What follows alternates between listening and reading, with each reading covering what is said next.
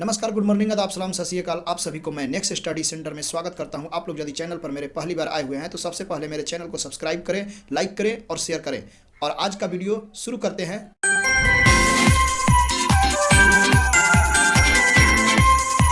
देखिए, आप लोग के लिए बीच में ये क्वेश्चन लाया हूं जो आप लोग के लिए मोस्ट इंपॉर्टेंट क्वेश्चन है। यदि आप ये क्वेश्चन को ध्यान से नहीं समझे तो सोच लीजिए आपके एग्जाम में 2 नंबर 3 नंबर छूट जाएंगे, क्योंकि त्रिकोणमिति से बहुत सारा क्वेश्चन करता है। तो आप लोग यहाँ पर ध्यान देंगे और त्रिकोणमिति को ध्यान से समझेंगे तो आप लोग को समझ में आएगा और वो भी बेहतर आएगा। तो यहाँ पर देखिए लिखा हुआ है, ये पहला क्वेश्चन है कि tan 30 degree sin 30 degree into cot 60 degree into cosec 30 degree. अब यहाँ पर tan 30 डिग्री sin 30 डिग्री ऐसे करके दिया हुआ है, तो tan 30 डिग्री का यहाँ पर हम मान रख देंगे। tan 30 डिग्री का मान क्या होता है? तो 1/√3 होता है। आप लोग जानते हैं। तो कमेंट बॉक्स में लिखिएगा कि यस। sin 30 डिग्री का मान होता है, यहाँ पर हम गुना के चिन्ह दे देंगे, और sin 30 डिग्री का मान होता है 1/2।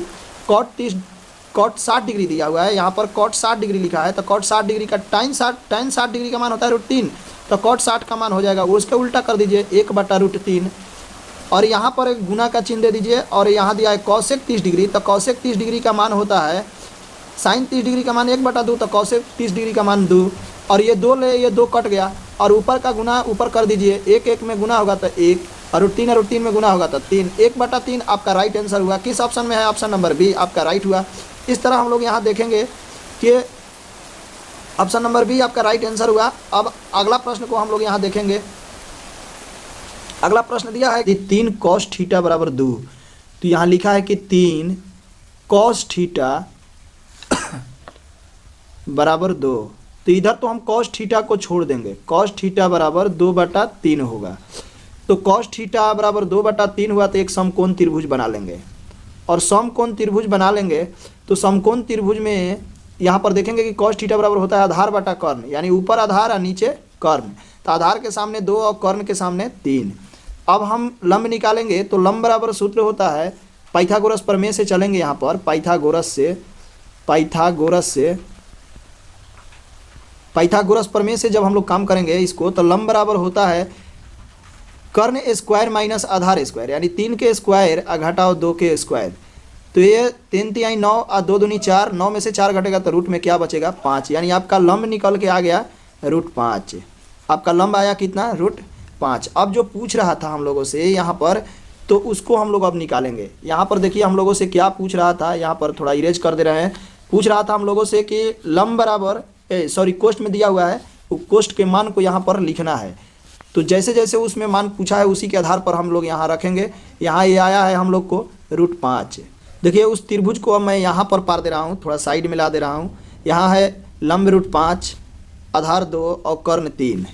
अब हम लोग क्या करेंगे कि इसको यहाँ पर जो ब्रैकेट में दिया है, यहाँ पर आप लोग ध्यान से देखिए, ब्रैकेट में दिया हुआ है, इस मान को यहाँ पर हम लोग बैठाएंगे 2 गुना cos सेक स्क्वायर थीटा दिया है, तो सेक स्क्वायर थीटा बराबर होता है कर्ण बटा आधार। तो कर्ण यहाँ पर क्या है? कर्ण यहाँ 3 है, तो यहाँ हम लिखेंगे कि 3/2 और जोड़, और फिर यहाँ पर ब्रैकेट लगा के होल स्क्वायर लिख देंगे। क्यों? क्योंकि यहाँ पर देखिए अब सेक स्क्वायर में लिखा है, फिर प्लस लिखेंगे 2 गुना tan थीटा बराबर होता है लंब बटा आधार। तो लंब दिया है √5 और बटा में आधार दिया है 2, और इसको होल स्क्वायर कर देंगे, और माइनस में लिखेंगे 3, माइनस में यहाँ पर दिया हुआ है 7, तो माइनस में लिख देंगे यहाँ पर 7, क्योंकि वहाँ देखिए क्वेश्चन में लिखा हुआ है 7।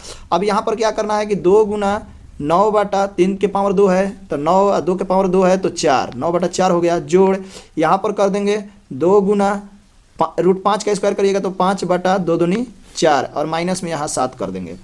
अब यहाँ पर हम लोग को क्या करना है कि पहले इसको गुना कर लेना है, तो 9 दूनी 18, यहाँ कटा देने पर ही अच्छा होगा, यहाँ पर कटा दिया जाए।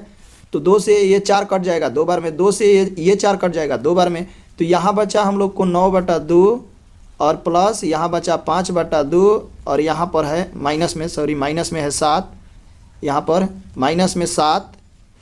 और इसको अब हम लोग को हल करना है। हल करने के लिए अब यहाँ पर बटा पर के जोड़ बनाएंगे, यहाँ इसके नीचे 1 रख देंगे, तो 2 का लघुत्तम 2 होगा, यानी 9 जोड़ 5 घटाओ 7, 7 दूनी 14 होगा। 1 के पहाड़ा यहाँ आप टेबल पढ़िएगा तो 2 बार में आएगा, और इसमें 2 में 7 में गुना करिएगा तो ये 14 हो जाएगा। तो 9 5 14, 14 में से 14 घटा तो क्या बचा? ऊपर में 0 और नीचे में 2, ये कटेगा तो आएगा कितना? 0। अब देखेंगे कि किस ऑप्शन में हम लोग को जीरो दिया हुआ है। यहाँ पर ऑप्शन आकर देखेंगे तो किस ऑप्शन में हम लोग को जीरो मिल रहा है, बस वही हम लोग का राइट आंसर होगा। तो यहाँ पर देखिए ये ऑप्शन नंबर ए है जिसमें जीरो दिया हुआ है। देखते हैं अगले प्रश्न को। अगला प्रश्न है निम्नलिखित में कौन कौशिक थीटा के बराबर है। ये तीसरा प्रश्न है। निम्नलिखित में से कौन कौशिक थीटा के बराबर है। तो कौशिक थीटा का सूत्र होता है 1/sin थीटा। किस ऑप्शन में है, तो ऑप्शन नंबर सी आपका राइट आंसर हुआ।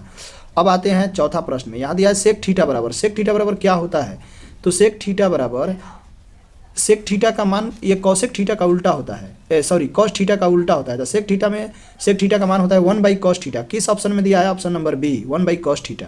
अब आ जाते हैं इस तरह, यहाँ हम लोग पाँचवें प्रश्न में यहाँ देखिए दिया हुआ है कि 2 cos स्क्वायर 60 डिग्री। तो यहाँ लिखा है कि 2 cos स्क्वायर 60 डिग्री। थोड़ा सा बस इस पर कलम चला देना है, बस इसका मान बन जाएगा 2 गुना cos 60 डिग्री का मान होता है 1/2। तो cos 60 डिग्री के मान 1/2, तो इसको होल स्क्वायर कर देंगे और लिखेंगे 2 गुना 1/2 दूनी 4 और ये कट जाएगा 2 दूनी 4 यानी 1/2। किस ऑप्शन में है, ऑप्शन नंबर डी आपका राइट हुआ। देखते हैं अगले प्रश्न को। देखिए अब अगला प्रश्न है यदि सेक थीटा बराबर 13/12।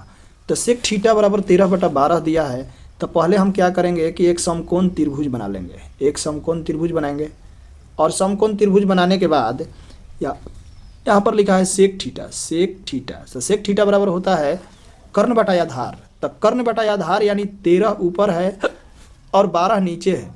तो कर्ण बटा आधार का मतलब हुआ कि कर्ण हुआ 13, कर्ण हो गया 13 और आधार हो गया 12। लंब नहीं दिया है, यहाँ पर पी नहीं दिया है, लंब नहीं दिया है, तो लंब निकाल लेंगे पाइथागोरस प्रमेय से। तो पाइथागोरस प्रमेय का सूत्र का यूज करेंगे तो होगा 13 के स्क्वायर घटाओ 12 के स्क्वायर। तो 13 के स्क्वायर करेंगे तो होगा यानी लंब बराबर कर्ण स्क्वायर माइनस आधार स्क्वायर। तो 13 के स्क्वायर करेंगे तो 169 और 12 के स्क्वायर करेंगे तो 144 और घटाने पर आएगा √25। 25 के वर्गमूल होता है 5। ये तो आ गया हम लोग का, यानी हम लोग को यहाँ पर लंब मिल गया। लंब मिल गया कितना, 5। अब इसको हल करना है। जब हम लोग को यहाँ पर देखिए हम लोग यहाँ पर लंब ला दिए 5, तो हम लोग से पूछा क्या है, पूछा है यही कि कॉट थीटा का मान बताइए। तो कॉट थीटा बराबर होता है tan थीटा बराबर होता है लंब बटा आधार। तो कॉट थीटा बराबर होता है आधार बटा लंब यानी 12/5।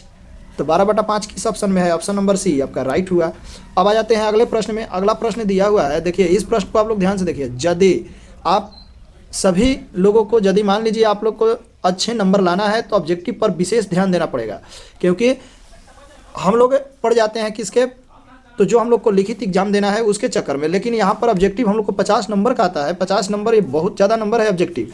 आपका एक सही होता गया तो आपका 50 नंबर यहाँ से मिल जाएगा। तो सबसे अच्छी बात है कि ऑब्जेक्टिव पर ही ध्यान दिया जाए अभी के समय में। फिलहाल एग्जाम नज़दीक है, तो एग्जाम नज़दीक है तो पहले ऑब्जेक्टिव को अपने माइंड में एकदम बैठा लेना है कि किस तरह हमको हल करना है। देखिए यहाँ लिखा है कि a जोड़ b, लास्ट में आप लोग देखिए a जोड़ b बराबर व्हाट लिखा है, इसको बताना है। तो यहाँ पर क्वेश्चन पढ़ेंगे कि यदि a और b ऐसे न्यून कोण है जहाँ साइन a बराबर cos b, तब a जोड़ b का मान क्या होगा। तो देखिए सबसे पहले हम लोग को क्या ध्यान देना है कि साइन a बराबर cos b ये दिया हुआ है, तो इसमें से किसी एक का मान बदल देंगे। जैसे मान लीजिए कि हम यहाँ लिखेंगे साइन 90 माइनस a बराबर इधर लिख देंगे cos b। अब क्या करेंगे, तो साइन ये बदलेगा तो ये हो जाएगा cos, अब cos हो जाएगा, साइन ये बदलेगा तो cos हो जाएगा 90 माइनस a, अब बराबर इधर हो जाएगा cos b। अब क्या करना है, cos लिए cos कट गया, तो a इधर देखिए a जो है ये माइनस में है, इधर a आएगा तो काम हो जाएगा, प्लस में हो जाएगा। तो a जब इधर है तो इधर 90 बच गया और इधर हो गया कि b प्लस a, यानी a प्लस b बराबर 90, यानी हमको यहाँ पर क्या मिल गया, 90 मिल गया। तो किस ऑप्शन में 90 दिया है वही मेरा राइट आंसर होगा, ऑप्शन नंबर सी। अब आ जाते हैं अगले प्रश्न पर। अगला प्रश्न यहाँ पर देखते हैं कि यहाँ पर अगला प्रश्न क्या लिखा हुआ है। अगला प्रश्न में लिखा है कि त्रिभुज ABC एक समकोण त्रिभुज है जिसमें कोण C 90 डिग्री है, तो a प्लस b का मान क्या होगा। जाहिर सी बात है कि आप लोग जानते हैं कि कोण C 90 डिग्री दिया हुआ है, तो हम लोग जानते हैं कि एक त्रिभुज हम लोग यहाँ ले लेते हैं और जिस कोण को समकोण बना रहा है तो कह रहा है कि कोण C 90 डिग्री है, ये 90 डिग्री है, तो ये दो न्यून कोण है, दो न्यून कोणों का योग एक 90 डिग्री होता है, दो न्यून कोण का योग 90 डिग्री होता है। तो 90 डिग्री का मान हमेशा 1 होता है, इसलिए इसका आंसर 1 होगा। अब अगला प्रश्न यहाँ पर देखते हैं यहाँ पर दिया हुआ है अगला प्रश्न में कि साइन 63 डिग्री बटा कॉस 27 डिग्री। यहाँ पर देखिए जब इस तरह का प्रश्न दे तो हमेशा आंख बंद करके एक मारिए। क्यों? क्योंकि यहाँ पर किसी एक का मान बदलिएगा तो हो जाएगा वो। जैसे मान लीजिए आप लोग को मैं यहाँ पर दिखा दे रहा हूँ, जैसे देखिए साइन 63 डिग्री और बाटा में दिया है कॉस 27 डिग्री, कॉस 27 डिग्री। अब हम ऊपर वाला का मान बदल दे रहा हूँ, साइन 63 डिग्री दिया है तो यहाँ लिख देंगे कॉस 90 माइनस 63 तो कितना आएगा 27 आ जाएगा, 27। और नीचे भी कॉस 27 दिया हुआ है और ये दोनों कॉस कट गया तो क्या आया 1। इसलिए इस तरह के प्रश्न में हमेशा एक आंसर होता है। जस्ट इसी के तरह आप लोग यहाँ देखिए नीचे भी यही चीज़ दिया हुआ है, निचले प्रश्न में भी यहाँ पर आप लोग देखिए tan 49 डिग्री बटा कॉट 41 डिग्री। तो यहाँ पर हम लोग क्या करेंगे, जब इस तरह दिया है तो आंख बंद करके एकदम बता देना है आंसर 1, आपका राइट आंसर हो गया। तो मिलते हैं नेक्स्ट वीडियो में और तब तक के लिए थैंक यू, धन्यवाद।